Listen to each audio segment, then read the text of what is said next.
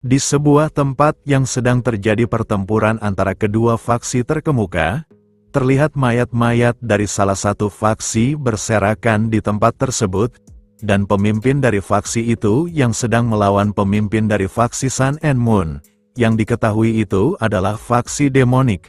Pemimpin dari faksi demonik yang terkena tusukan pedang di jantungnya pun berkata kepada lawannya yang mempunyai julukan sebagai Sword Emperor of the Southern Sky Palace, kalau apa yang mereka lakukan itu benar-benar sangatlah lucu. Karena bahkan dalam kondisi seperti itu, menurut pemimpin dari Sun and Moon hal tersebut adalah hal yang benar-benar sangatlah ceroboh. Dan diketahui, pemimpin dari faksi Southern Sky Palace bernama Nam Yang Sin. Nam Yang Sin yang marah mendengar perkataan pemimpin kultus demonik itu pun teringat dengan para muridnya itu di beberapa waktu sebelum peperangan itu dilakukan.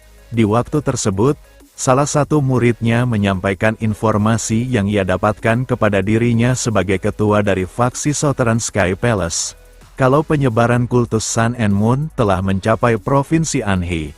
Dan karena hal tersebut, muridnya itu bertanya apa yang harus mereka lakukan, dan mendengar hal tersebut, Nam Yang Sin pun berkata kepada muridnya itu, kalau perang dari seorang pahlawan bajik menjadi tajam karena memikul tanggung jawab, serta juga lurus karena tidak mengenal kompromi.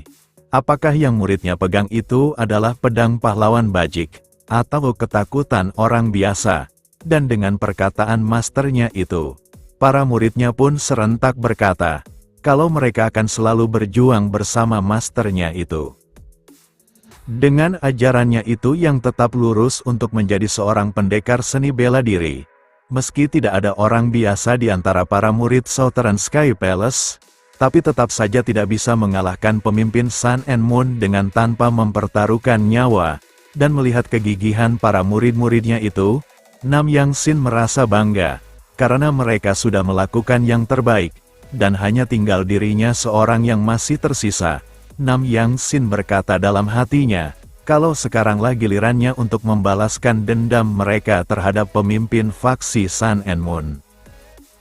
Nam Yang Sin lalu berkata, kalau para murid dari Southern Sky Palace tidak pernah mundur dan selalu bergerak maju, dan untuk memenuhi tanggung jawab mereka terhadap jalan bela diri yang telah mereka pilih, untuk mereka yang telah membuktikan kebenaran dan keberanian yang tak tergoyahkan, sungguh beraninya pemimpin dari faksi Sun and Moon menggunakan kata lucu untuk apa yang telah mereka lakukan itu. Dan meski ia sudah tidak mempunyai kekuatan untuk mengangkat pedang dengan benar, sambil menyiapkan kuda-kuda untuk menyerang pemimpin kultus demonik itu, Nam Yang Sin berkata kalau ia masih bisa membunuhnya. Mendengar itu, pemimpin Sun and Moon sambil tertawa berkata kepada Nam Yang Sin, apakah ia mampu menanggung konsekuensinya? Dan Nam Yang Sin pun berkata, kalau pedang adalah tangan dari ahli pedang itu sendiri, tidak ada yang bisa yang tak mungkin ia atasi. Dan pemimpin Sun and Moon yang terlihat sedang menyiapkan sebuah segel karma, sambil berkata kepada Nam Yang Sin apakah ia pikir langit tersebut akan tetap sama selamanya. Melihat hal yang mencurigakan akan dilakukan oleh pemimpin Sun and Moon, Nam Yang Sin langsung bergerak cepat ke arahnya, dan dengan satu tebasan dengan aura ki yang menyelimuti pedangnya itu, Nam Yang Sin pun berhasil memenggal pemimpin dari faksi Sun and Moon tersebut. Meskipun kepalanya sudah dipenggal, pemimpin dari Sun and Moon itu masih bisa berkata kepada Nam Yang Sin dengan mengatakan, kalau seperti matahari hitam dan bulan merah yang selalu merindukan satu sama lain, pemimpin Sun and Moon berkata kalau mereka tidak akan pernah terpisah. Dan kemudian, ledakan cahaya pun menyinari tempat tersebut, dan setelah beberapa saat sinar itu mulai meredup, Nam Yang Sin yang menyadari kalau rencana dari pemimpin Sun and Moon untuk melakukan kehancuran bersama, melihat aura pekat yang mulai menyelimuti mayat-mayat dari para muridnya itu, Nam Yang Sin pun dengan sempoyongan berusaha berjalan menghampiri mereka, dan setelah bersujud di hadapan mereka, Nam Yang Sin pun berkata dalam hatinya, kalau julukannya sebagai Sword Emperor benar-benar sungguh tidak berarti. Karena untuk melindungi satu saja dari muridnya itu, dirinya tidak bisa melakukan hal tersebut. Setelah meminta maaf kepada para murid-muridnya itu, Nam Yang Sin yang melihat ke arah langit yang mulai terlihat cerah pun merasa sangat terpukau. Karena langit seperti itulah yang ingin mereka lindungi.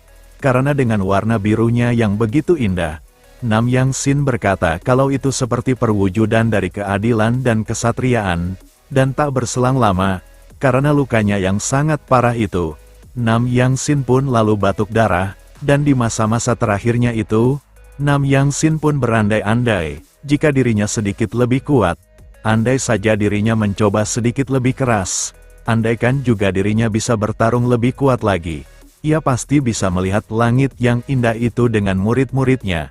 Dan karena hal itu sudah tidak bisa diwujudkan lagi, Nam Yang Sin berkata kalau yang tersisa sekarang hanyalah sebuah penyesalan. Setelah beberapa waktu berlalu, mendengar seseorang yang memanggilnya dengan sebutan Mum Yeong, Nam Yang Sin yang terbangun dalam diri seseorang bocah pun langsung mendapatkan tendangan dari orang yang memanggilnya. Dan ia yang masih kebingungan dengan apa yang sedang terjadi, pria yang menendangnya pun dengan marah berkata kepadanya, kalau dirinya yang seorang pemalas harus segera bangun dari tidurnya itu. Dan pada saat Nam Yang Sin bertanya apa yang sedang terjadi, pria itu pun lalu memukulnya dan berkata, kalau dirinya yang sudah memberikan ia nama kepada Nam Yang Sin yang seorang anak piatu dengan meridian yang rusak itu, serta juga memberikannya kehidupan. Pria itu berkata kalau Nam Yang Sin seharusnya bersyukur atas apa yang telah ia berikan itu. Sambil menahan pukulan dari pria tersebut, Nam Yang Sin yang terbangun di tubuh bocah itu pun bertanya-tanya, apa yang sudah terjadi? Karena yang seingat dirinya, ia telah mati setelah pertarungan dengan pemimpin faksi Sun and Moon, dan merasakan sakit dari pukulan pria tersebut yang ia terima. Nam Yang Sin merasa kalau itu bukanlah mimpi, dan ia yang sebagai pemimpin dari Southern Sky Palace dan malah diperlakukan seperti itu. Akhirnya ia pun teringat dengan perkataan terakhir dari pemimpin Sun and Moon. Apakah apa yang terjadi sekarang adalah ulah dari pemimpin dari kultus demonik tersebut? Melihat pria tersebut terlihat senang saat menyiksanya, Nam Yang Sin pun lalu meraih kaki dari pria tersebut yang terus menendangnya.